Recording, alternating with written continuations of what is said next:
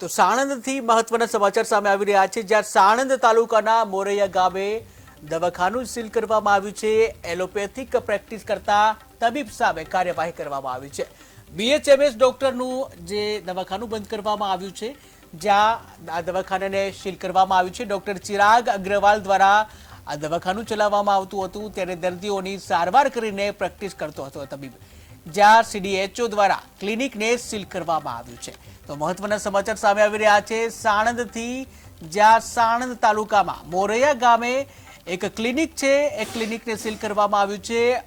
Allopathic જે practice કરતો તબીબ સામે આ કાર્યવાહી કરવામાં આવી છે।